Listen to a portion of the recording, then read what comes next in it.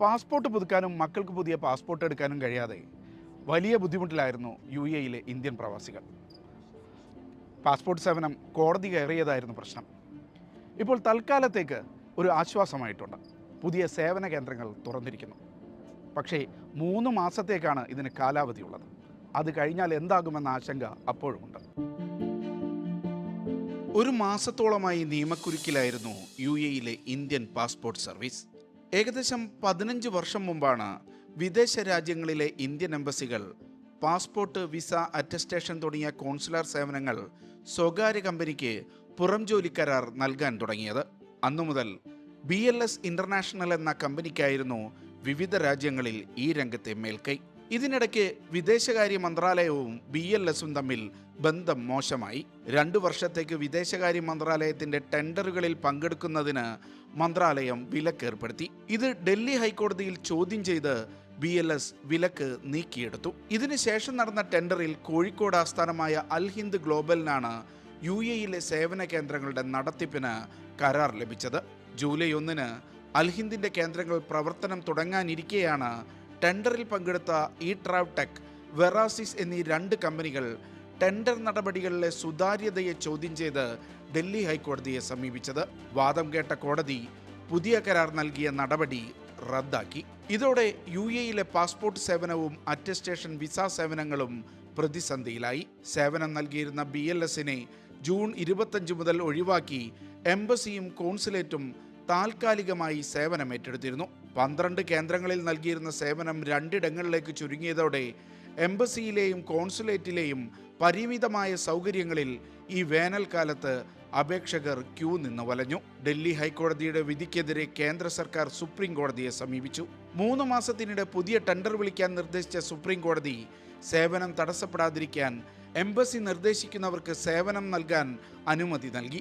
July 22 മുതൽ അൽ ഹിന്ദിന്റെ സേവന കേന്ദ്രങ്ങൾ യുഎഇയിലെ 16 സ്ഥലത്ത് പ്രവർത്തനം തുടങ്ങി. അബുദാബി എമിറേറ്റിൽ 6 ഇടത്താണ് അൽ ഹിന്ദ് സേവന കേന്ദ്രങ്ങളുള്ളത്. Khalidiya, Al Ghaith tower, Musaffah capital mall, അൽറീമിൽ വഫ്ര സ്ക്വയർ ഓഫീസസ്, അലൈനിൽ ബിൽഡിംഗ് നമ്പർ 14 അൽമുഹൈരി സ്ട്രീറ്റ്, അൽദഫ്രയിലെ മദീനത്ത് സായിദിൽ ബദാസായിദിൽ ബിൽഡിംഗ് നമ്പർ 55, അൽദഫ്രയിലെ തന്നെ ഗയാത്തിയിൽ ഗയാത്തി മാൾ ഓഫീസ് നമ്പർ 15 എന്നിവയാണ് ഈ കേന്ദ്രങ്ങൾ. ദുബൈയിൽ ബർദുബൈയിൽ UW മാളിലെ മസ്നൈൻ ഫ്ലോറിലാണ് പ്രധാന കേന്ദ്രങ്ങളിലൊന്ന്. ദുബൈ ഇൻവെസ്റ്റ്മെന്റ് പാർക്ക് 1-ൽ ഗ്രീൻ കമ്മ്യൂണിറ്റി വില്ലേജിൽ ബയാൻ റൂം നമ്പർ 601 ആണ് മറ്റൊരു കേന്ദ്രം. ഷാർജയിൽ 4 ഇടങ്ങളിൽ കേന്ദ്രങ്ങളുണ്ട്. അൽമജാസ് 1-ൽ ബൽറാഷ് ടവറിലാണ് ഒരു കേന്ദ്രം. ഷാർജ ഇന്ത്യൻ അസോസിയേഷനിൽ മറ്റൊരു കേന്ദ്രമുണ്ട്. കൽബയിൽ ഇന്ത്യൻ സോഷ്യൽ ക്ലബ്ബാണ് സേവന കേന്ദ്രം. ഹുർഫഖാനിൽ സെറൂനി ബിൽഡിംഗിൽ റൂം നമ്പർ 23 ആണ് മറ്റൊരു സേവന കേന്ദ്രം. അജ്മാനിൽ ജെർഫിലെ അജ്മാൻ ഇന്ത്യൻ അസോസിയേഷനാണ് കേന്ദ്രമായുള്ളത്. ഉമ്മുൽ ഖുവൈൻ ഇന്ത്യൻ അസോസിയേഷനാണ് സേവന കേന്ദ്രം. റാസൽഹൈമയിൽ റാസൽഹൈമ ഇന്ത്യൻ റിലീഫ് കമ്മിറ്റിയിൽ സേവന കേന്ദ്രം സജ്ജമായിട്ടുണ്ട്. ഫുജൈറയിൽ ഇന്ത്യൻ സോഷ്യൽ ക്ലബ്ബാണ് സേവന കേന്ദ്രം.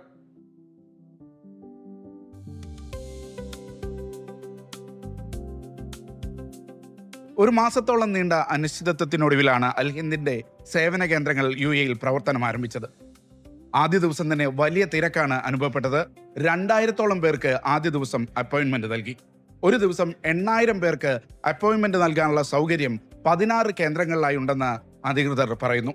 ഞങ്ങളിപ്പോൾ ചെയ്തിരിക്കുന്ന ഇൻഫ്രാസ്ട്രക്ചർ വെച്ചിട്ട് ഒരു 8000 പേർക്ക് ഒരു ദിവസം നമുക്ക് സർവീസ് ചെയ്ത് കൊടുക്കാൻ പറ്റും.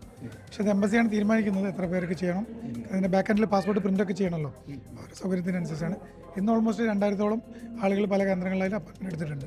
19 ദിർഹമാണ് ഇതിൻ്റെ സർവീസ് ചാർജ് എന്ന് പറയുന്നത്. അതിൽ എന്തൊക്കെ ഉൾപ്പെടും, എന്തൊക്കെ സേവനങ്ങളാണ് കൊടുക്കുക? അതിലെല്ലാ സേവനങ്ങളും ഈ 19 ദിർഹംസ് അല്ലാതെ വേറെ പൈസ കൊടുക്കേണ്ടതില്ല ഒന്നിനും. ഫോട്ടോക്ക് ഉള്ള പൈസ, അല്ലെങ്കിൽ ഫോട്ടോസ്റ്റാറ്റിന്, പിന്നെ അതുപോലെ കൊറിയർ, അങ്ങനത്തെ സംവിധാനങ്ങൾക്ക് എല്ലാത്തിനും തന്നെ മതി. പിന്നെ ഒരു പ്രീമിയം അല്ലെങ്കിൽ അഡീഷണൽ സർവീസ് അങ്ങനത്തെ ഒന്നുമില്ല. എല്ലാവരും ഒരേമാതിരി കണ്ടുകൊണ്ട് തന്നെ ഒരു അരമണിക്കൂറിനുള്ളിൽ സർവീസ് കൊടുത്തവർക്ക് പോകാൻ പറ്റും.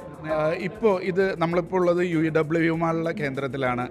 ഇതിൻ്റെ പ്രത്യേകതകൾ എന്താണ്, എന്തൊക്കെയാണ് ഇവിടുത്തെ സൗകര്യങ്ങൾ? ഇതാണ് ലോകത്തിലെ തന്നെ ഇന്ത്യൻ എംബസിയുടെ, ഇന്ത്യ ഗവൺമെൻറ്റിനെ റെപ്രസെൻ്റ് ചെയ്യുന്ന ഏറ്റവും വലിയ സെൻറ്റർ. ലോകത്തിൽ വേറെ ഇത്രയും സൗകര്യങ്ങളുള്ള 75ഓളം സ്റ്റാഫിനെ എടുത്ത് 75 കൗണ്ടറുകൾ ഓപ്പൺ ചെയ്തിട്ടുള്ള സാധനം വേറെ എവിടെയില്ല. ഇതിപ്പോൾ ഒരു കോടതിയുടെ കൂടി ഒരു പരിഗണനയിൽ നിൽക്കുന്ന ഒരു കാര്യം കൂടിയാണല്ലോ. അപ്പോൾ 3 മാസത്തിന് ശേഷം വീണ്ടും ടെൻഡർ വിളിക്കണം എന്ന് പറഞ്ഞിട്ടുണ്ട്. അതിൽ അൽ ഹിന്ദ് പങ്കെടുക്കുമോ, എങ്ങനെയാണ്? അതൊന്നും ഞങ്ങളെ സംബന്ധിച്ചുള്ള വിഷയങ്ങളല്ല. അത് ഗവൺമെൻറ്റും പിന്നെ പല ആളുകളുമായിട്ടുള്ള വിഷയങ്ങളാണ്. ഞങ്ങൾ 3 വർഷത്തേക്കുള്ള കോൺട്രാക്റ്റും സൈനിങ്ങും ബാങ്ക് ഗ്യാരണ്ടിയിലും കൊടുത്തു കഴിഞ്ഞാൽ ഞങ്ങളതിൻ്റെ പ്രൊസീജിയർ മുന്നോട്ട് പോവാണ്. അതിൻ്റെ ഭാഗമായിട്ടാണ് ഇപ്പം ഇവിടെ തുടങ്ങുന്നത്. പാസ്പോർട്ട് പുതുക്കാനും രേഖകൾ സാക്ഷ്യപ്പെടുത്തി കിട്ടാനും പ്രതിസന്ധി നേരിട്ടിരുന്ന നിരവധി പ്രവാസികൾക്ക് പുതിയ കേന്ദ്രങ്ങൾ ആശ്വാസമായി. മകൻ അവിടെ പഠിക്കുകയാണ്, ഈ ആസ്ട്രേലിയയിൽ പഠിക്കുകയാണ്.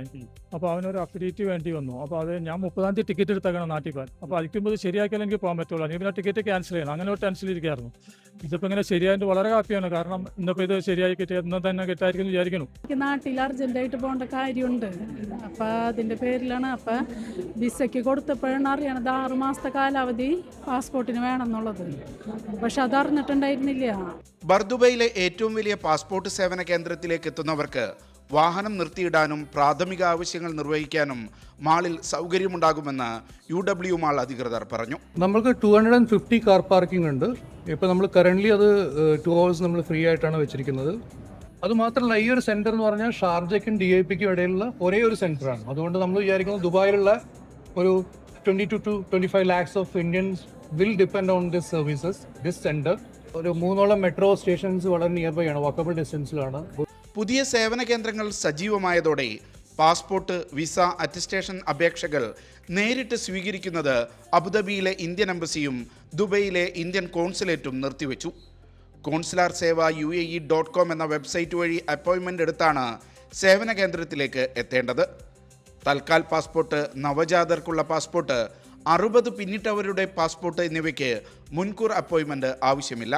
പാസ്പോർട്ട് സേവനത്തിൽ UAE ഇന്ത്യൻ പ്രവാസികൾ അനുഭവിച്ചിരുന്ന പ്രതിസന്ധിക്ക് 3 മാസത്തേക്കെങ്കിലും പരിഹാരമാവുകയാണ്.